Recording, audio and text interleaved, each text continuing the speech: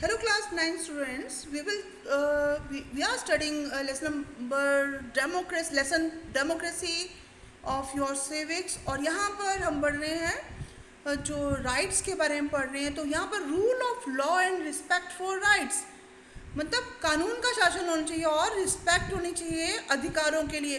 हमने यहाँ पर रॉबर्ट मुगाबे के बारे में पढ़ा कि वो क्या करते, अनफेयर मीन्स यूज़ करके मतलब रूल करने की कोशिश कर रहे थे और हमेशा दे आर हैरेसिंग अदर्स और जो कि गवर्नमेंट के अगेंस्ट जाते थे। तो example of Zimbabwe, it shows that popular approval of the rulers is necessary in a democracy.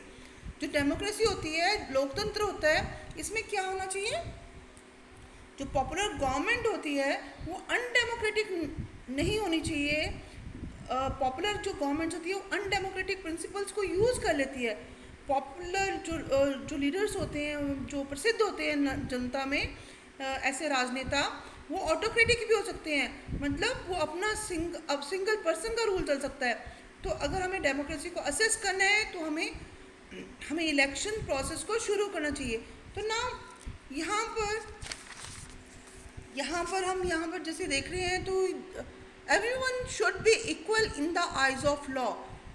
कानून की दृष्टि में सब समान हैं। These rights must be protected by an individual judiciary. जो जुडिशरी है, जजेस है, वो जो हमारा जो लॉ सिस्टम है, कानून का जो सिस्टम है, वो भी स्ट्रांग होना चाहिए। जो भी पर्सन इनको डिफाई करता है, इन लॉज को, उनको इन कानूनों का उल्लंघन करता है, उनको क्या पनिशमेंट देना जरूरी है। तो ये हम चैप्टर 6 में भी राइट्स के बारे में पढ़ेंगे। और यहाँ पर अ democratic government can not do what ever it likes.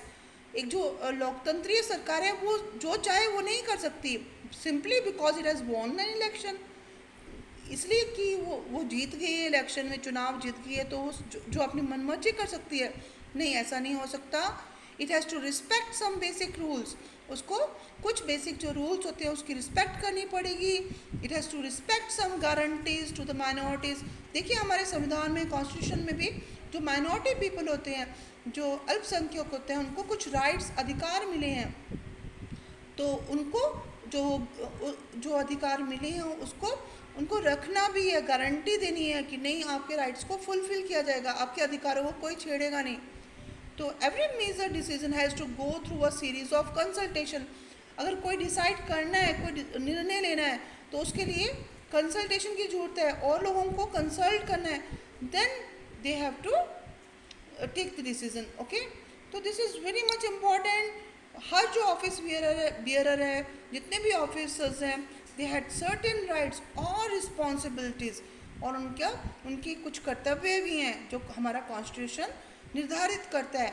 और यहाँ पर हम पढ़ेंगे देखिए लास्ट में लिखा है, जो ब्लैक कलर में जो हाईलाइटेड है, a democratic government rules within limit set by constitutional law and citizen rights. जो एक लोकतंत्रीय सरकार है, वो कैसे रूल करती है, शासन करती है, within the limit set by constitutional law. जो कॉन्स्टिट्यूशन, संविधान जो कानून बनाता है, उसकी लिमिट में काम करती है। और जो सिटीजन्स होते हैं उनके भी अपने अधिकार होते हैं। तो यहाँ समरी की डेफिनेशंस बताई गई हैं। और democracy is a form of government in which the rulers are elected by the people. जो रूलर्स होते हैं, जो चुने हुए होते हैं, they are elected by the people, लोग चुनते हैं। तो यहाँ पर कुछ जो समरी बताई, डेफिनेशन की समरी बताई गई है। और यहाँ पर कुछ कंट्रीज़ का बताया कि कहाँ पर रूल ऑफ लॉ होता है और रिस्पेक्ट फॉर राइट्स है। तो यहाँ अब now we will study our next topic, that is why democracy. अब हमने पढ़ा कि डेमोक्रेसी इज़ नेसेसरी। डेमोक्रेसी क्या होती है, इसमें क्या चीज़ें मिली, इसके फीचर्स क्या हैं। तो now we will study about why democracy. Democracy क्यों a better form of government है। तो यहाँ पर some discussion is going between these people, Yolanda टेंगनी जैनी, और they are discussing why democracy is essential. तो हम यहाँ पर ये नहीं पढ़ रहे हैं। तो अब हम यहाँ पर पढ़ेंगे आर्ग्यूमेंट्स अगेंस्ट डेमोक्रेसी। ये जो कन्वर्सेशन हो रही थी, या अगर आप if you are interested you can go through this conversation yourself also. तो यहाँ पर देखिए डेमोक्रेसी की आर्ग्यूमेंट्स अगेंस्ट डेमोक्रेसी, लोकतंत्र के लोकतंत्र के अपोज में उसके मतलब उसको डेमोक्रेसी को बेटर फॉर्म ऑफ गवर्नमेंट नहीं मान रहे हैं और ऐसे आर्ग्यूमेंट्स दे रहे हैं कि डेमोक्रेसी इज़ नॉट गुड। तो ये क्या आर्ग्यूमेंट्स हैं उनके, they are against democracy, democracy के अगेंस्ट हैं ये। तो यहाँ पर बोलते हैं कि leaders keep changing in a democracy, और कि जो डेमोक्रेसी होती है, लोकतंत्र होता है, उसमें जो लीडर्स होते हैं वो बदलते रहते हैं। 5 साल बाद अगर जनता चाहेगी तो वो अपने लीडर को बदल देती है। तो इससे क्या होता है कि अनस्टेबिलिटी आती है। सेकंड बोलता है कि अनस्टेबिलिटी, क्योंकि बार बार लीडर चेंज हो जाएगा तो उसकी पॉलिसीज भी चेंज हो जाएंगी। So many people have to be consulted, बहुत सारे लोगों को कंसल्ट करना पड़ता है। कोई भी डिसीजन लेना है तो पहले कहाँ पर होगा,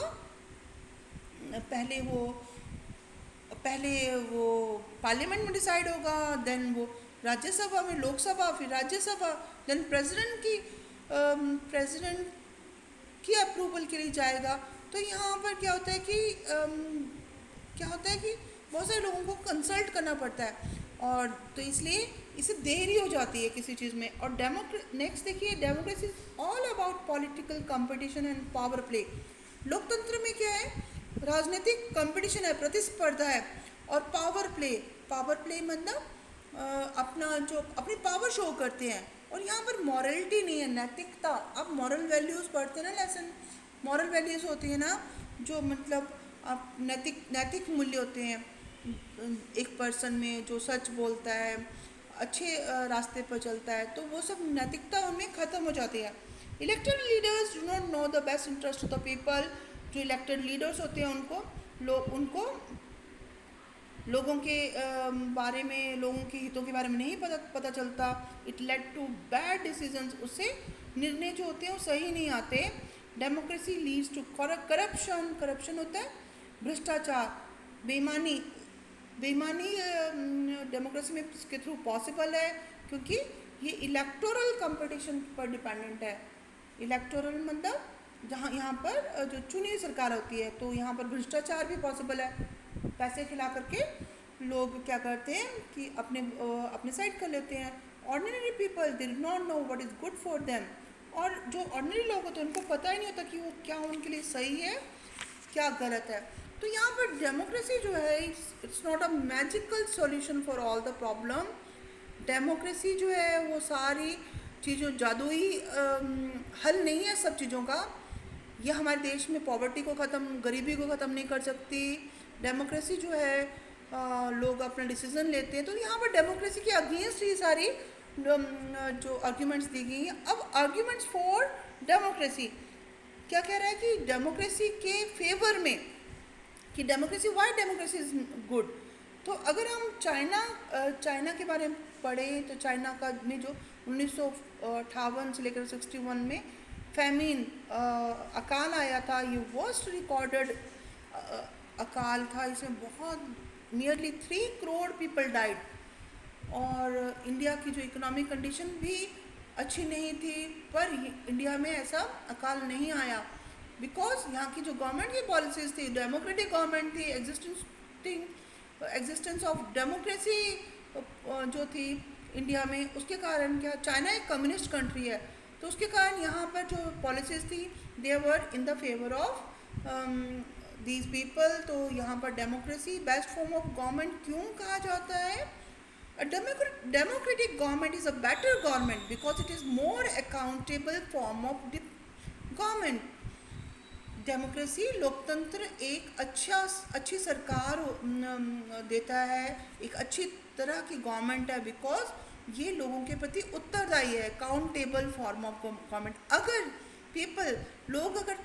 लोगों को लगेगा कि ये जो लीडर्स हैं उनके फेवर में काम नहीं कर रहे, तो they can choose another leader in next election. तो देयरफॉर तो ये अकाउंटेबल है, लोगों के प्रति उत्तरदायी है, ये लोगों की इच्छाओं पर काम करती है, लोग क्या चाहते हैं सरकार से उस पर काम करती है।